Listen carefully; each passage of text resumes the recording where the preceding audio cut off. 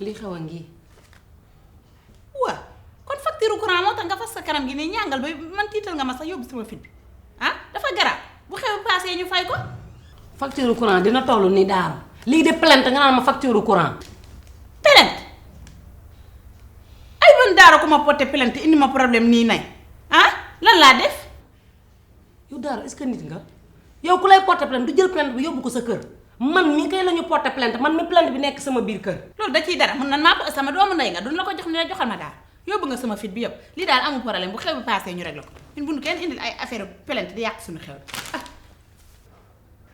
wax nga dëgg. loolu dong moom fi solution damaa bëgg nga tey ànd ak dal. xam nga ne kooku moom bëggul ay rabax rabax. li ma la wax na nga ko defee ni ma la ko waxee. bu yàqee rek jàng ko ñu torox. xam nga ma ci yàq man dir rek laay def damaa nam daal. waaw Daaro elle est à Paris waaw Maïmouna il est malade il est très malade billahi maladie très grave il est de coucher dans l'appartement toi lui seul moi je revenu dans l'appartement je regarde Maïmouna nii Maïmouna il est malade billahi je dis toi venir ici tout de suite sinon Maïmouna il est mort de te Maïmouna c'est mort moi c'est mort billahi je pleure kay parce que c'est Maïmouna te malade bi il est grave waaw venir ici ok tout de suite waaw kay merci monsieur Fall ciao bisous bye ciao coupé dégg na ma moom français rek la kii dégg na ma yow nag moom monsieur Fall la tuddoon wala yow dimbali mooy Eric nga naan monsieur Fall. entre tëjuñu porte bi. Daro nii la de qu'est-ce qui se passe. day nelaw ci suba ba léegi mu ngi nii di nelaw. mu ko bañee di ranger sax wuy ma bu yeewoo fi mu toll nii day def ay grimaces yu kenn xamul di yuuxoo lu ne dafa am ay rab. waaw mais qu'est-ce qu'elle a. rab seen famille xamoo rab. c'est quoi. tombe des animaux dañuy daan rab. El Hadj du footballeur. dégg nga li muy def dégg nga yow may Eric ñëw na nga naan El Hadj. yow kii de El Hadj du footballeur. Eric may ñëw na xamee woo Eric. ay léegi waaw mais Daro qu'est-ce qu'il faut faire. xamul li muy wax rab yee koy wax loo. nañ ko hospitaliser. wuy ma du affaire hôpital de gis nga boo ko yóbboo hôpital rey nga ko mooy dee na danoo am ay rab seen famille mais bàyyi sama yërëb bu ko matt bàyyi sama yërëb. waa léegi qu'est-ce qu'il faut faire. doo dégg yow. ah il faut ñu tuural ko dafa xam nga heure bii daaw la ko daloon ma jël ko yóbbu ko seen dëkk fekk boobu yoruma xaalis benn 200 000 rek laa yoroon bi ma ko ci defalee li ma ko ciy defal tuural ko neexal rab bi sotti fa ay soow ak yooyu ci la tane woon mais benn nag laa rayoon bi bàyyi. ñaar dégg ñaar nee na ñaari nag bu ko ci. tu as besoin de combien ñaata nga soxla. ah bu ñu doublé nag yi dañuy doublé xaalis bi. je te fais un chèque tout de suite. seen famille bëgguñu sekk def ko liquide ñoom rab bee bañ sekk rab bi bëggul sekk def ko liquide nu mu gën a gaawee nag liquide bi ñëw. Daro l'argent c'est pas un problème benn ñaar ñett c'est pas un problème. d'accord sama xarit nga. xam nga ni ma ko bëggee. waaw. ce soir. Ouais. Dès que je termine ma réunion je vous ramène l'argent. sama jaaro nopp la jaaro. sama jaaro nopp. doucement chérie doucement. bàyyi ma jox ko rek bàyyi ma jox ko may toogal nag.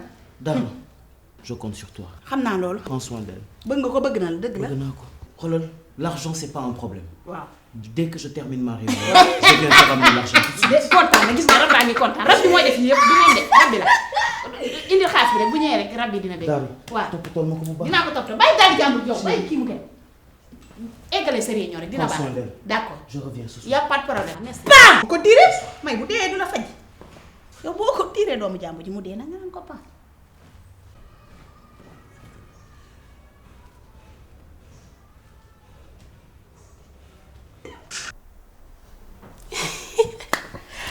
dem na fii toj na waaye nag jànq dil bi metti na trop damaa xiif. xam nga Daaro lu ma metti ci yow dangaa mun a génn gaam yow leer na ci suba ba léegi man yoruma dara. ba du maa la lekk. gën a xiif fopp. waaye xoolal dencoon naa fi 30 000 pour xew mbaraan yee ma ko jox de.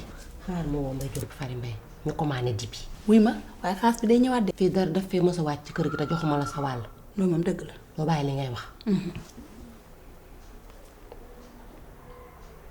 allo man la Mounass.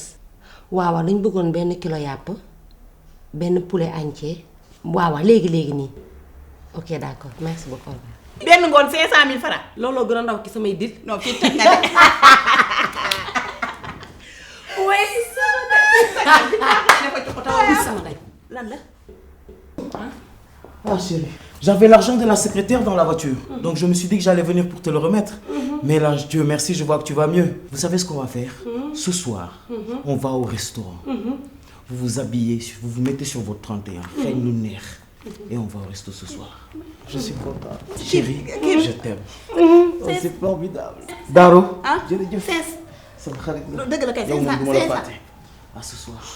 may mu ngi dem de 500000 wuyu ma 500 may doo ko woo 500000 di dem na de. kon nan annulé yàpp bi dibi bi nan ko annulé dégg nga